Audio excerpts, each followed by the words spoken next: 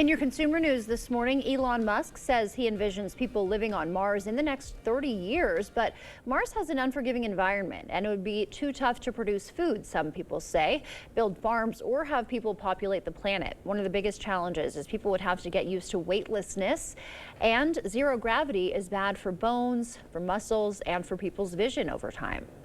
Campbell's Soup shareholders, meanwhile, have agreed to allow the company to drop soup from the corporate moniker. It'll now be known as the Campbell's Company. Leaders say there's more to Campbell's these days than just soup, and soup is now a smaller part of the company's sales. Campbell's owns a variety of snacks and foods like Goldfish, Pepperidge Farms, and Snyder's of Hanover. A small plane had to make an emergency landing in Oregon after the pilot encountered a mechanical issue. The pilot ran into trouble at 21,000 feet as he was flying from Seattle to Texas. He landed his plane on a road, examined it to see if there was any damage, and then took off and landed a short time later. An investigation is underway to determine what caused the mechanical issue. The egg section in some Colorado grocery stores have gone empty. But are the barren shelves due to the new cage-free law there or the result of a bird flu outbreak? Adria Arita reports. This is about a day and a half's worth. Farmer Nick Shore is trying to keep up with the demand for eggs.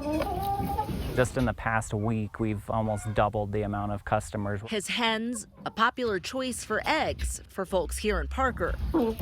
Out of my total customer base, half of them are coming to me just because of reliable eggs. We first told you about these notices going up at stores like this Denver Whole Foods, saying they're experiencing difficulty sourcing eggs that meet their strict animal welfare standards. Same thing at King Soopers, with this notice about a 2020 Colorado law requiring cage-free eggs next to these empty shelves. Unfortunately, those signs in the store got people up in arms. The word that I got is that the shortage is caused by the law, and that is not true.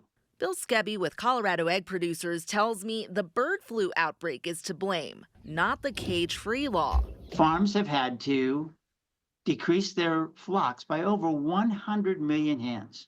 When you take that many hens out of the system, you don't get eggs. That's just the bottom line. However you scramble it, local farmers like Shore are ready to step in, even through the cold winter months. Whenever the sunlight decreases, the amount of sunlight per day, the chickens produce less eggs. We put out lights so that way we can at least get eggs year-round. And experts say these shortages won't last forever. You won't see stacks and stacks of extra eggs, but you will see a supply of eggs.